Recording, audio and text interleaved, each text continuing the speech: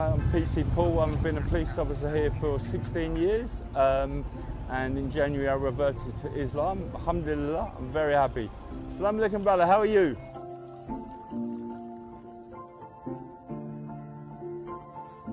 My role is to interact with the community, so it's really nice because I've been here for so long. I know the young children, I know the the older people, the grandparents, the parents. It's like one big family actually. So if I have a problem with a child, if they're naughty, they've been stepping out of line, I can take them home to the parents.